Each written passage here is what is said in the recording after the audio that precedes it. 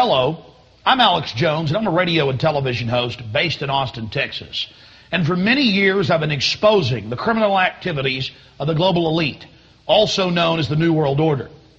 In past films, we've documented the centralization of power, the move towards world government, the attack on the nation state, self-defense, the Second Amendment, family values, that is, the family itself, as well as private property rights. But time and time again in my research, I come, well, eye to eye with something that's even hard for me to believe. And that's that the elite, again, the so-called establishment kings, those that know best, the visions of the anointed ones, are obsessed with the occult. From presidents to governors to the heads of industry. We've all seen the stories of presidents and first ladies obsessed with their astrologers, making national policy decisions upon their recommendations. Spiritual guides, shamans in the White House. My friends, it gets far worse than that. Now, I personally am a Christian, but even an atheist should be concerned about the information we're about to bring forward in this new documentary film, The Dark Secrets Inside Bohemian Grove. You see, for over 120 plus years in Northern California, in Sonoma County, on a 2,700-acre secluded redwood grove, leaders from around the world, prime ministers, chancellors, presidents, governors, again, the heads of industry, banking, academia, the media, Hollywood, only a select few, a little over 2,000 people, travel there to engage in bizarre, ancient Canaanite, Luciferian, Babylon mystery religion ceremonies. At least that was the rumors. And so I went to the library and got on the internet and saw many of the mainstream news articles admitting that world leaders do indeed go there, and they fly into San Francisco and other surrounding cities and drive out into the rural hills and mountains of Northern California, and that these stories have been coming out that they worship some 45-foot stone owl god. And then I began to read some of the documentation on this Moloch character of the Old Testament, mentioned many times in Leviticus. That's in the Bible.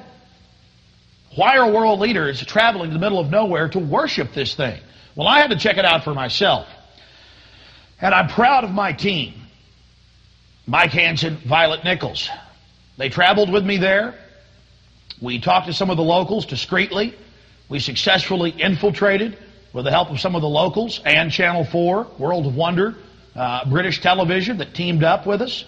And I successfully infiltrated through the Secret Service, through the guards, through the Sonoma County Sheriff's Department. We were inside 4 hours. That's only one day out of the 2 weeks that they meet there for the admitted Summer Fire Festival of the Bohemian Club. Well, basically that's enough for me.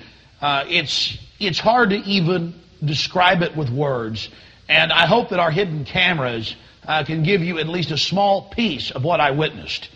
To have world leaders engaging in this type of sickening behavior. Oh yes, there's much more to come. Mock human sacrifices, they claim, just shocks the very foundations of what Americans believe their leaders to be. And then to have it intimately connected with world government. It doesn't make a lot of sense until you research history. All throughout history, spanning back into the mist of the beginnings of civilization, we see world leaders from the empires of old, from the Aztec kings and priests, to Babylonian leaders, to ancient Rome, engaging in twisted behavior.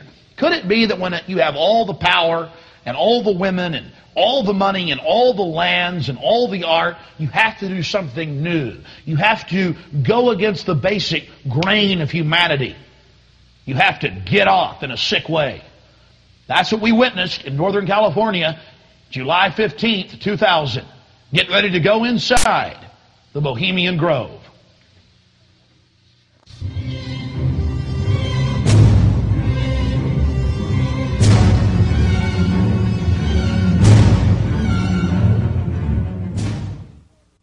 The Bohemian Club, as it's known today, was founded in 1873 in San Francisco in Northern California.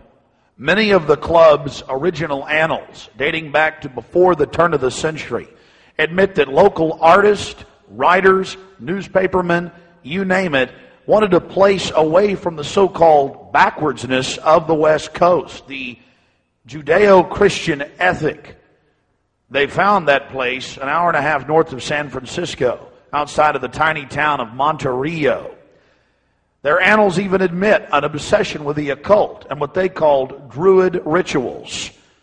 Amongst the great redwood trees, they revived ancient ceremonies that in truth had their roots not in the Druids, but in Babylon itself. As the railroads brought commerce and larger populations, the prestige of the club grew until, in the year 2000, it is a gathering place for the world establishment, the elite. We're about to show you some of the key evidence documenting this. It is absolutely central to understand that these bizarre activities have been engaged in going back to 1873 and are not some new fanciful whim of the trendies on the West Coast. By the turn of the century, there was already a 10 to 15-year waiting list. Presidents from Howard Taft to Herbert Hoover were on the membership roster. Not to mention, later, famous war general Dwight D. Eisenhower, later to become president. The roster of the Bohemian Club reads like a who's who of the elite. Look at this photo taken inside the Grove back in 1963. There you'll see Ronald Reagan. And sitting two people over from him, later to become president, Richard Milhouse Nixon. Frankly, we don't know if these men actively enjoy the things that go on inside the Bohemian Club. But one thing is perfectly certain from the evidence. They are forced to go and attend and take part in these activities if they wish to be elevated to the highest levels of the geopolitical power structure. Take George Bush Sr., documented member. And then, of course, there's his son. Now, the last 4 generations of Bushes have also attended the Skull and Bones Society at Yale, well known to be steeped in the occult. Then there's Bill Clinton, a frequent attendee. Upon closer inspection, the entire federal government at the highest levels is infested with Bohemian Club members. And it doesn't stop there. America's private run-for-profit Federal Reserve Bank, from its very inception in 1913, has been run by prominent members of the Bohemian Club. Central Bank Chairman Alan Greenspan was seen leaving the Bohemian Grove only 1 month before he was appointed chairman of the Federal Reserve. He had to be a made man to be a member of the most powerful cabal on the planet. Historical records are clear from major universities. The Manhattan Project was planned and instituted and run from the Bohemian Club. All of this going on in an atmosphere of bizarre revelry.